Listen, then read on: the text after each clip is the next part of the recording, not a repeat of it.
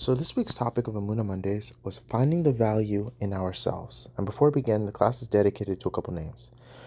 So it's in honor of Leule Nishmat for Yosef ben Devora, Gabrielle Masao de Bat Sarah, and Sareen Bat Mazal. May all their neshamot have the ultimate aliyah. So the topic of finding the value in ourselves. It's been a minute since I've done an Amuna Mondays, and in the process, I've gone to Israel, I switched jobs. It was a lot of in between since Passover. And there has been moments in that time that I've just been contemplating about certain things. And, I wasn't at every point happy with the way my life was heading or in the direction that it was currently at that moment. And I started questioning myself and questioning just life and questioning different things about life, on the path that I'm on, and am I doing good, and this and that, all these different things. And it made me realize, despite how much I learn and talk about emuna and bitachon and this and that, there's still something there, and I think it's just being human that you start reflecting on yourself and just, in a way, beating yourself up about certain things. And I thought I'd give a class on finding the value in ourselves. And I mentioned multiple examples yesterday. I mentioned the example of, as a guy, as a male, being, let's say, 25, 30 years old and not in a position that you'd consider yourself, let's say, financially stable, is something to beat yourself up about. It's very normal to now start feeling wow, I'm failing. I'm not, my value is low. And on a woman's end, getting married at a certain point or having kids or whatever it is, these are real life scenarios that people will reflect on themselves and in a way have moments where they feel like they're less than because they haven't reached certain goals or certain stages in their life, in their lives. And I think that's a very valid feeling, every one of those things, but it's important to reflect even deeper. And that's where it is of finding the value in ourselves. Yes, those things, we can put it on a scale of globally, they all globally have value to them. Being financially stable as a male. Yes, that's a global standard. Getting married or having a child or raising a family as all very global things, let's say, on a woman's scale, but the thing is that's those are global things. That's great. That's a global for everything. But now if you lack those things or you haven't reached that stage yet, I wouldn't even say lack. You just haven't reached that stage yet. There's still other sense of value. Those two or a couple things should not be the only sense of value that a male and a female have. It's important to find the value in ourselves, amongst ourselves. Look into your own life and realize that we've all accomplished certain things in our life that at one point we did not know or think we would accomplish. And that plays a massive role, and start giving yourself credit. And we pivoted that into religion and Judaism as a whole. When somebody's mother gives birth to them, their mother's Jewish, they give birth to a child, they're Jewish. Doesn't matter if you have a cross. It doesn't matter if you have tattoos. It doesn't matter if you marry somebody not Jewish. You're dating somebody that's not Jewish. You're clubbing. It doesn't matter. You're kosher, Shabbat. You're still Jewish, and that's something that people need to realize. You're still Jewish. So it's you can toss God away all you want. At the end of the day, you're hurting yourself. You're still Jewish. You're not ever gonna lose that status. You can't run away from it. It's something you're going to live with, but it's also very important if you realize it like that, understand it as me and God, my connection with Judaism, my connection with Hashem is my connection.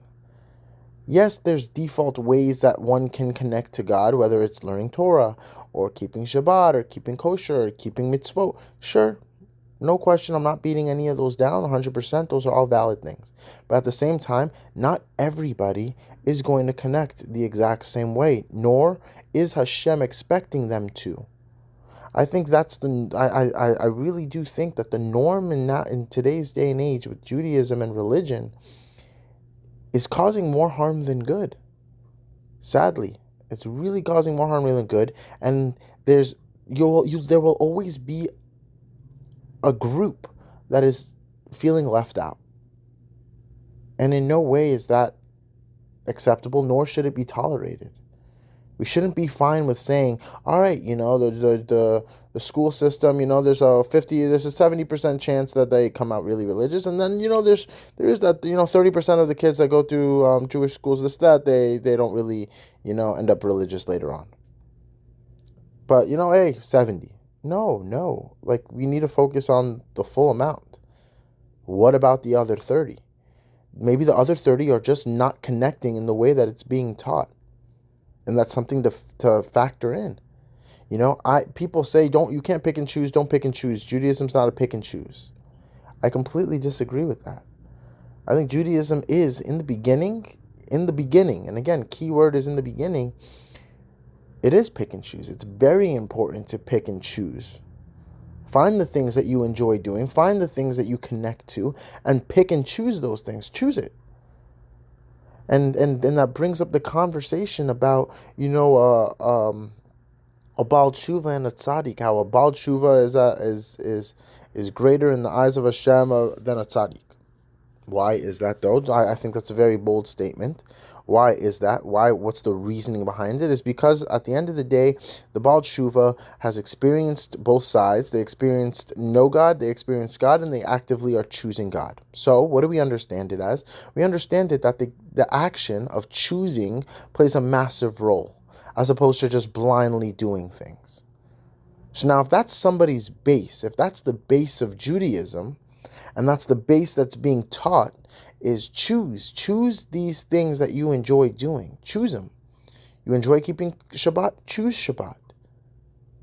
Choose kosher. Let it be a choice to them and not forced upon them.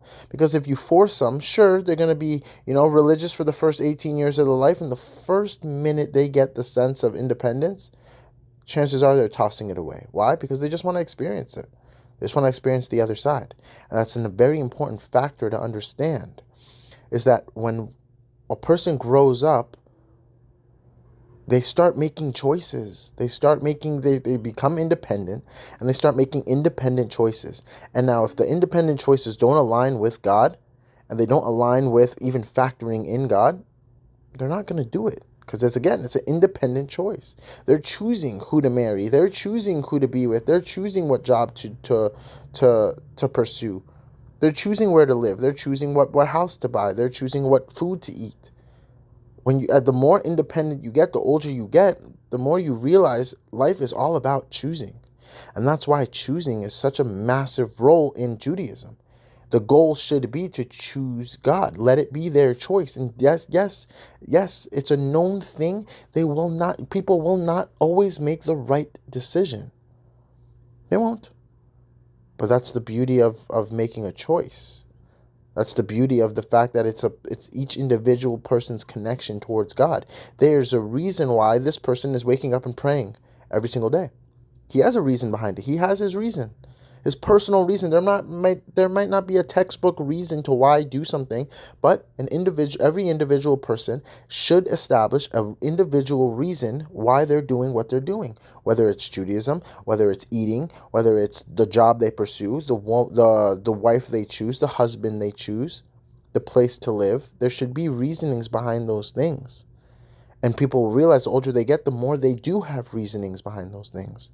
And there's less of a sense of blindness and more of a sense of reason behind things. And again, that's bitachon. People need to understand you cannot skip the step of bitachon, because if you skip the step of bitachon, you're not going to reach emunah.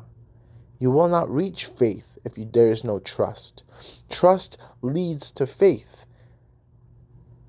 If I see, it's like I've seen the hands out enough times to know that they're there. So now even when I don't see it, I've experienced it enough to know that it's there despite me not seeing it. And that is a very important thing. And that's a very important thing in anybody, to find the value in themselves as well. And to understand that even when you don't see it, it's still there. So that was pretty much this week's topic.